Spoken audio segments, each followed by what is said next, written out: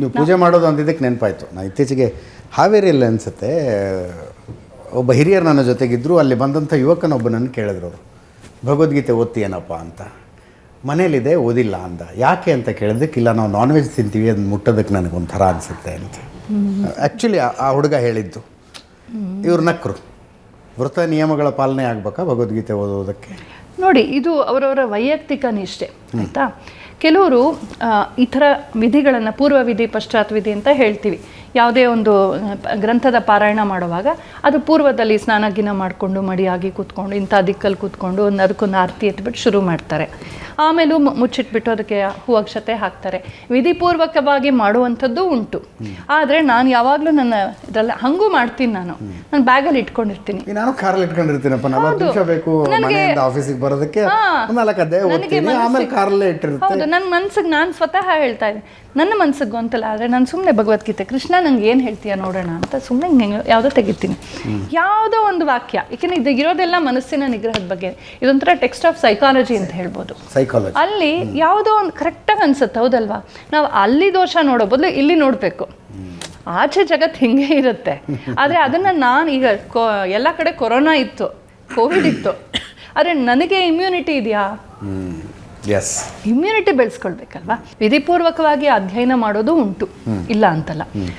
ಇಲ್ಲದೆ ಹೋದ್ರೂ ಕೂಡ ಅದು ನಿಯಮ ಅಲ್ಲ ಅಂತ ನಿಮ್ಮ ಸಂತೋಷಕ್ಕೆ ನೀವು ಸಾರ್ವತ್ರಿಕ ನಿಯಮ, ನಮಗ್ ನಾವು ಮಾಡ್ಕೊಳ್ಳೋ ನಿಯಮ, ಅಥವಾ ಕುಲ ನಿಯಮ, ಅಥವಾ ಗುರುಗಳು ವಿಧಿಸಿರೋ ನಿಯಮ, ಅಥವಾ ತಂದೆ ತಾಯಿ ವಿಧಿಸಿರೋ ನಿಯಮ. ನಾನು ಇಂಥ ಜಾತಿಯವನು, ನಾನು ಭಗವದ್ಗೀತೆ ಜಾತಿಗತಕ್ಕೆ ಸಂಬಂಧ, ನಮ್ಮ ಆಹಾರ ಪದ್ಧತಿ ಹಿಂಗಿದೆ, ನಾವು ಭಗವದ್ಗೀತೆ ಓದಬಹುದಾ? ವ್ಯಾಸ ಭಗವಾನರ ತಾಯಿ ಯಾರು ಗೊತ್ತಾ? ಸತ್ಯವತಿ, ದಾಶರ ಪುತ್ರಿ ಅವಳು, ಆಯ್ತಾ. ಆಮೇಲೆ ಅರ್ಜುನಾದಿಗಳು ಅವರೇನು ಜಾತಿಯಿಂದ ಕ್ಷತ್ರಿಯರ? ಸತ್ಯವತಿಯ ಮೊಮ್ಮಕ್ಕಳು ತಾನೆ ಅವರೆಲ್ಲ, ಆಯ್ತಾ. ಸತ್ಯವತಿಯ ಮರಿ ಮಕ್ಕಳು ಅವರೆಲ್ಲ, ಆಯ್ತಾ. ಆಮೇಲೆ ರಾವಣ ಯಾರು ರಾಮಾಯಣದಲ್ಲಿ? ಎಲ್ಲರೂ ರಾವಣ ಮೂರ್ತಿ, ರಾವಣಪ್ಪ ಅಂತ ಹೆಸರಿಟ್ಕೊಳ್ತೀವ ನಾವು?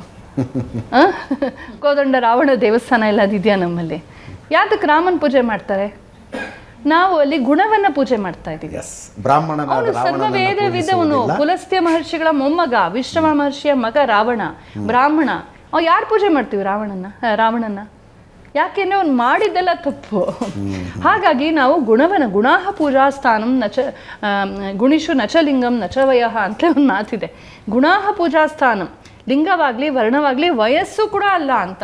ನನಗಿಂತ 10-20 ವರ್ಷ ಚಿಕ್ಕ ಮಗು ಬಂದು ಏನಾದ್ರು ವಿಷಯ ಹೇಳಿದ್ರು ಕೂಡ ನಾನು ಅದನ್ನು ಗೌರವದಿಂದ ಸ್ವೀಕರಿಸಬೇಕು ಅಂತ. ತಮಿಳ್ನಾಡಲ್ಲಿ ಒಂದು ಗುಡಿ ಇದೆ, ಸ್ವಾಮಿನಾಥನ್ ಅಂತ. ಅಲ್ಲಿ ಶಿವನು ಸುಬ್ರಹ್ಮಣ್ಯ ಸ್ವಾಮಿಯಿಂದ ತನ್ನ ಮಗುವಿನಿಂದ 1 ವರ್ಷದ ಮಗುವಿಂದ ಉಪದೇಶ ಪಡೆಯೋ ಫೋಟೋ ಇದೆ. ಅಂದ್ರೆ ಆ ಸುಬ್ರಹ್ಮಣ್ಯ ಸ್ವಾಮಿ ಎಂಥ ಜ್ಞಾನಿ ಅಂದ್ರೆ ಶಿವನ್ ಜ್ಞಾನಕ್ಕೇನು ಕಮ್ಮಿನ? ಅವನಿಂದ ಪಡಿತಾನೆ. ಅಲ್ಲಿ ಎಂಥ ಮೆಸೇಜ್ ಕೊಡ್ತಾ ಇದ್ದಾರೆ ಅಂತ. ಎಲ್ಲ ಬಾಲಾದಪಿ ಎಲ್ಲರಿಂದ ಕೂಡ ನಾವು ಸ್ವೀಕರಿಸಬೇಕು ಅಂತ. ಹಾಗಾಗಿ ಜಾತಿ, ಕುಲ, ವರ್ಣ, ಲಿಂಗ ಏನೂ ಬರದೇ ಇಲ್ಲ. ಇದು ಬರೀ ಮನಸ್ಸಿನ ಬಗ್ಗೆ ಶ್ರೀಕೃಷ್ಣ ಹೇಳ್ತಾ ಇರೋದು. ಮನುಷ್ಯ ಜೀವನದಲ್ಲಿ ಏನೇನು ಮಾಡಬೇಕು ಎಲ್ಲ ಮಾಡಿ ರಿಟೈರ್ಡ್ ಆಗಿ ಒಂದು 60-65 ವರ್ಷ ಆದಮೇಲೆ ಓದ್ಕೊಳ್ಳಿ ಭಗವದ್ಗೀತೆ. ಈಗ ಫುಲ್ ಯಂಗ್ ಆ್ಯಂಡ್ ಎನರ್ಜೆಟಿಕ್ ಆಗಿರುವಾಗ ದುಡಿಬೇಕು, ಗಳಿಸ್ಬೇಕು, ಪ್ರಪಂಚ ನೋಡಬೇಕು, ಏನು ಪ್ರಮೋಷನ್ಗಳನ್ನು ತಗೋಬೇಕು, ಸ್ಯಾಲ್ರಿ ಹೇಗೆ ತಗೋಬೇಕು, ಅವ್ರಿಗೆ ಯಾಕೆ ಭಗವದ್ಗೀತೆ ಅಂತ? ಅವ್ರಿಗೆ ಭಗವದ್ಗೀತೆ ಬೇಕಿರೋದು ಅಲ್ಲ. ಹೇಗೆ ನೋಡಿ, ನಾನು ಯಾವ ಜಗತ್ತನ್ನು ನೋಡಬೇಕಾಗಿದೆಯೋ, ಯಾವ ಕೆಲಸ ಮಾಡಬೇಕಾಗಿದೆಯೋ, ಯಾವ ಬಿಸ್ನೆಸ್ ಮಾಡಬೇಕಾಗಿದೆಯೋ, ಯಾವ ಗೋಲ್ಸ್ನ ಚೇಸ್ ಮಾಡಬೇಕಾಗಿದೆಯೋ, ಅದಕ್ಕಾಗಿಯೇ ನಮ್ಮನ್ನು ರೆಡಿ ಮಾಡೋಕ್ಕೆ ಭಗವದ್ಗೀತೆ ಇರೋದು. ಆಯ್ತಾ. ಈಗ 60 ವರ್ಷದ ನಂತರ ಓದ್ತಾರೆ, ಸಂತೋಷ, ಅವ್ರಿಗೆ ಶಾಂತಿ ಸಿಕ್ಕತ್ತೆ. ಬಟ್ ಅವ್ರು ಖಂಡಿತವಾಗಿ ಅನ್ಸುತ್ತೆ, ಅಯ್ಯೋ ಇದೆಲ್ಲ ನಾನು ಮೊದಲೇ ಓದಿದ್ರೆ ಎಷ್ಟು ಚೆನ್ನಾಗಿರ್ತಿತ್ತು ಅಂತ. ಸೊ ಇದು ಇರೋದು ರಿಟೈರ್ಮೆಂಟ್, ಪೋಸ್ಟ್ ರಿಟೈರ್ಮೆಂಟ್ ಶಾಂತಿಗಾಗಿ ಅಲ್ಲ. ಶಾಂತಿನೂ ಸಿಕ್ಕತ್ತೆ, ಇಲ್ಲ ಅಂತಲ್ಲ. ಆ ಗ್ರಂಥ ಆಗಿದೆ, ಅದರಲ್ಲಿ ತಾತ್ವಿಕ ಚಿಂತನೆಗಳು ಬೇಕಾದಷ್ಟು ಬರುತ್ತೆ. ಆದರೆ ಅದು ಆ್ಯಕ್ಚುಲಿ ಇರೋವಂಥದ್ದು ಕರ್ತವ್ಯಕ್ಕೆ ಹೊರಡುವಂಥ ವ್ಯಕ್ತಿಗೆ ಸರಿಯಾದ ಮೋಟಿವೇಶನ್ ಕೊಡೋಕ್ಕಿರೋದು. ಏಕೆಂದರೆ ಕರ್ತವ್ಯದ ಹಾದಿ ಅನ್ನೋದು ತುಂಬ ಸ್ಮೂತಾಗೇನಿರಲ್ಲ. ಇವತ್ತು ಮಕ್ಕಳಿಗೆ ನಾವು ಅನ್ರಿಯಲಿಸ್ಟಿಕ್ ಡ್ರೀಮ್ಸ್ ಕೊಡ್ತೀವಿ. ಹ್ಯಾವ್ ಯು ವೇ ಎಲ್ಲ ಹೀಗೆ ಹೇಳ್ಬಿಡ್ತೀವಿ ಬಾಯಲ್ಲಿ. ರಿಯಾಲಿಟಿ ಶೋನಲ್ಲಿ ಆಡಬೇಕು ಮಕ್ಕಳು ಹಾಗೆ ಅನ್ಕೊಂಡ್ಬಿಡ್ತಾರೆ, ಸಿಕ್ಕಾಪಟ್ಟೆ ಕಾನ್ಫಿಡೆನ್ಸನ್ನ ನಾನು ಮುಂದೆ ಹೋಗ್ಬಿಟ್ರೆ ಎಲ್ಲ ಆಗ್ಬಿಡುತ್ತೆ ಅಂತ. ನಾವು ಎಷ್ಟೇ ಕಾನ್ಫಿಡೆನ್ಸಿಂದ ಮುಂದೆ ಹೋದರೂ ಕೂಡ ಜಗತ್ತು ಅಂತ ಒಂದಿರುತ್ತೆ, ಇನ್ನೊಂದು ಎಕ್ಸ್ಟರ್ನಲ್ ರಿಯಾಕ್ಷನ್ ಇರುತ್ತೆ. ಅದು ನಮಗೆ ತುಂಬ ಚಾಲೆಂಜಸ್ನ ಪೋಸ್ ಮಾಡಿ ತುಂಬ ಸವಾಲುಗಳು ಬಂದು ಹೋಗ್ತಾ ಇರುತ್ತೆ. ಅದಕ್ಕೂ ನಾವು ತಯಾರಾಗಬೇಕು. ನನ್ನ ಧ್ಯೇಯವನ್ನು ನಾನು ಸಾಧಿಸೋದಲ್ಲದೆ ಸ್ತುತಿ ನಿಂದೆಗಳು, ಸುಖ ದುಃಖೆ ಸಮಯಕೃತ್ವ, ಲಾಭವು ಜಯೋ ತುಲ್ಯ ನಿಂದಾಸ್ತುತಿರ್ಮೌನಿ ಸಂತುಷ್ಟೋ ಏನದಕ್ಕೆಲ್ಲ ಅರ್ಥ. ನಿಂದಾಸ್ತುತಿಗಳಲ್ಲಿ ನೀನು ಸಮವಾಗಿರು, ಸುಖ ದುಃಖದಲ್ಲಿ ಸಮವಾಗಿರು, ಲಾಭಗಳಲ್ಲಿ ಸಮವಾಗಿರು, ನಷ್ಟಗಳಲ್ಲಿ ಕಾಮಾಗಿರು, ನೀನು ದುಃಖಕ್ಕೆ ಆವೇಗಕ್ಕೆ ಅವಕಾಶ ಕೊಡಬೇಡ. ಇದೆಲ್ಲ ಬೇಡವಾ? ಇದೆಲ್ಲ ಬೇಕು ತಾನೆ. ಭಗವದ್ಗೀತೆ ಇರೋದು ಮನಸ್ಸಿನಲ್ಲಿ ನೆಮ್ಮದಿ, ಸುಖ, ಸ್ಪಷ್ಟತೆ, ಧೈರ್ಯ, ಶಾಂತಿ, ಸ್ಥೈರ್ಯ ಇವುಗಳನ್ನು ಕೊಡೋದಕ್ಕಾಗಿ. ಹಾಗಾಗಿ ನನ್ನ ಪ್ರಕಾರ ಏನು ಪರಂಪರೆಯ ಪ್ರಕಾರ ನಾವು ಜೀವನವನ್ನು ಪ್ರಾರಂಭನೇ ಭಗವದ್ಗೀತೆಯಿಂದ ಮಾಡಬೇಕು. ಎಲ್ಲರಿಗೂ ಬೇಕದು.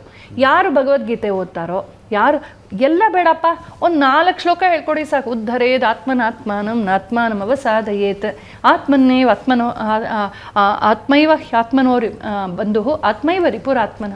ಕೃಷ್ಣ ಹೇಳ್ತಾನೆ, ಉದ್ಧರೇದ್ ಆತ್ಮನಂ, ನಿನ್ನನ್ನು ನೀನೇ ಉದ್ಧಾರ ಮಾಡ್ಕೋಬೇಕು.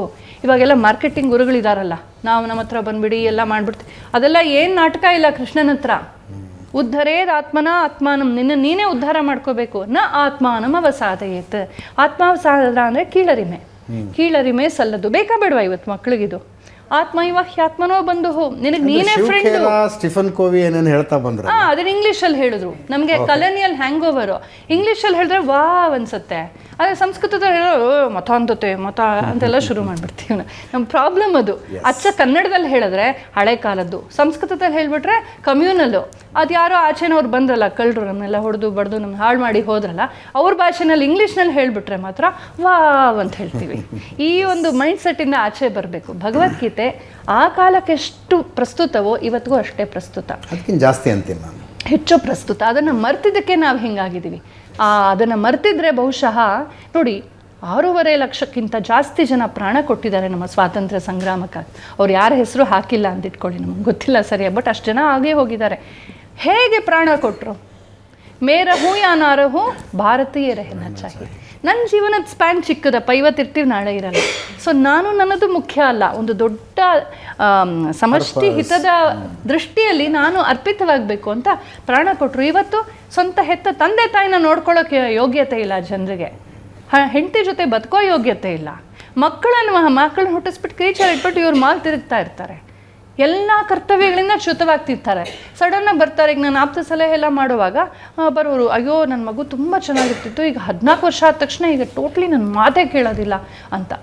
ಇವರು ಟೈಮೇ ಕೊಡೋಲ್ಲ ಮಗುಗೆ. ಅಜ್ಜಿ ಬೆಳೆಸ್ತಾಳೆ, ದಾದಿ ಬೆಳೆಸ್ತಾಳೆ. 14 ವರ್ಷ ಬಂದ ತಕ್ಷಣ ಸಡನ್ನಾಗಿ ಇವರು ತುಂಬ ರಾಮಚಂದ್ರ ಪರಮಾತ್ಮನ ಥರ ತುಂಬ ಶಿಸ್ತಿಂದ ಬದುಕಬೇಕು, ಇವ್ರ ಮಾತು ಕೇಳಬೇಕು. ಬಾಂಡ್ಲಿಂಗ್ ಎಲ್ಲಿ ಬರುತ್ತೆ? ಇವ್ರು ಸ್ನಾನ ಮಾಡಿಸಲ್ಲ, ಇವ್ರು ಊಟ ಮಾಡಿಸಲ್ಲ, ಪಕ್ಕದಲ್ಲಿ ಮಲಸ್ಕೊಳ್ಳಲ್ಲ, ಸಮಯ ಕೊಡಲ್ಲ, ಮಾತಾಡ್ಸಲ್ಲ. ಕೃಷ್ಣ ಹೇಳೋದು, ನಿನ್ನ ಕರ್ತವ್ಯವನ್ನು ಬಿಡಬೇಡ. ಸ್ವಧರ್ಮೇ ನಿಧನಂ ಶ್ರೇಯ. ನಿನ್ನ ಧರ್ಮವನ್ನು, ನಿನ್ನ ಕರ್ತವ್ಯವನ್ನು, ನೀನು ಮಾಡತಕ್ಕದನ್ನು ಸತ್ರು ಬಿಡಬೇಡ ಅಂತ ಶ್ರೀಕೃಷ್ಣ ಹೇಳ್ತಾನೆ. ಇವತ್ತು ಕರ್ತವ್ಯಗಳನ್ನು ಬಿಟ್ಟುಬಿಟ್ಟು ಅಪ್ಪ ಅಮ್ಮ ನೋಡ್ಕೋಬೇಕು, ಇನ್ನೇನು ನೋಡ್ಕೋಬೇಕು, ಇವ್ರು ಮಾಲ್ ತಿರುಗ್ತಾ ಇರಬೇಕು. ಎಲ್ಲ ಸಮಯವನ್ನು, ಆಮೇಲೆ ಆ ಮುಖ್ಯವಾದ ಘಟ್ಟವನ್ನೆಲ್ಲ ವೇಸ್ಟ್ ಮಾಡಿಬಿಡ್ತಾರೆ. ಆಮೇಲೆ ಇವ್ರಿಗೂ ಡಿಪ್ರೆಷನ್ನು, ಮಕ್ಕಳು ದಾರಿ ತಪ್ತಾರೆ, ಅಪ್ಪ ಅಮ್ಮನಿಗೂ ಕೈ ಬಿಡ್ತಾರೆ.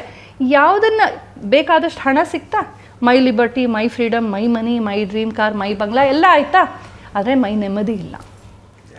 ಅದನ್ನು ಶ್ರೀಕೃಷ್ಣ ಅಡ್ರೆಸ್ ಮಾಡ್ತಾನೆ. ಹಾಗಾಗಿ ಭಗವದ್ಗೀತೆ ತುಂಬ ಪ್ರಸ್ತುತ.